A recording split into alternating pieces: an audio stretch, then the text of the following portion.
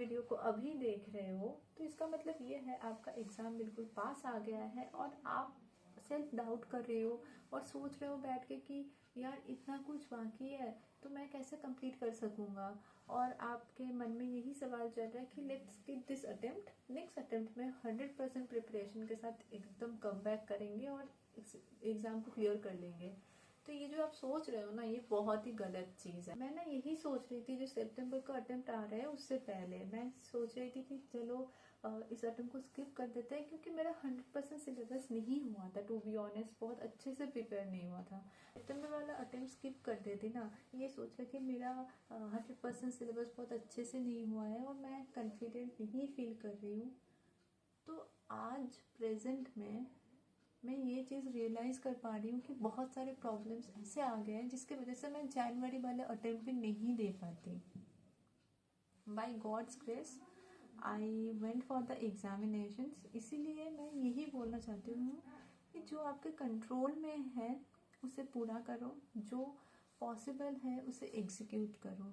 अगर तुम perfect moment का वेट करोगे ना तो ये परफेक्शन कभी मिलने नहीं वाला है। अगर तुम ना परफेक्ट मोमेंट का वेट ही करते रह जाओगे और हर एक अटेम्प्ट से पहले तुम्हारे पास कोई ना कोई रीजन आ जाएगा कि इस रीजन की वजह से मैं इस अटेम्प्ट नहीं दे पाऊंगा। अगर आपका 60 to 70% ऑफ द सिलेबस बहुत अच्छे से किया हुआ है ना, तो आप उसको कंप्लीट करो, पहले उसी को रिवाइज करो, उसी को बार बार रिवाइज करो। Cumulative revision is the key to clear any examinations.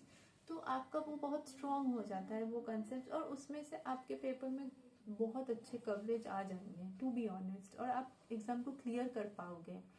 If you are already done with 70% of the syllabus ना, तो आप सेफ जोन पर हो। डोंट वरी अबाउट दैट कि तुमको 100% कंप्लीट करना है। Thing I am telling you, जो नोट्स से आप ऑलरेडी पढ़ चुके हो ना, उसी नोट्स को रेफर करो, क्योंकि एग्जाम से पहले नया कोई नोट्स मत उठाओ।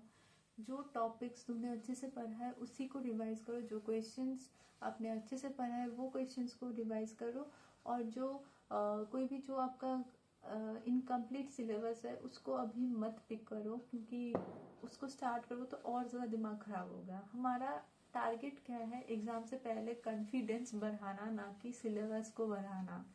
ये नहीं बोल रही हूँ कि तुमको हर हाल में अटेम्प्ट देना ही है, बट मैं यही बोल रही हूँ कि अगर तुम इस अटेम्प्ट को स्किप करने का सोच रहे हो ना, एंड रीजन इज तुम्हारा 100% सिलेबस कंप्लीट नहीं हुआ है, तो this is very wrong. Never skip any attempt because you couldn't complete your syllabus properly. Just skip this examination.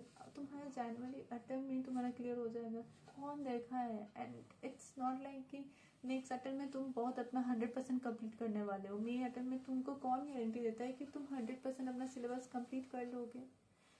So that's why I am telling you, नया साल है, start this year with lots of positivity. Never think about कि मेरा नहीं होने वाला है। पहले तो नेगेटिविटी को हटाओ जिंदगी से, पहले ये सोच लो कि तुम क्लियर कर लिए हो एग्जाम। और कमेंट्स में जरूर लिखना कि I have cleared foundation, inter और फाइनल, जो भी तुम्हारा लेवल है। तो never skip this attempt, I am telling you. आप ये जनवरी में ही अपना सीए फाइनल, सीए इंटर और फाउंडेशन क्लियर कर लोगे, आई एम टेलिंग यू।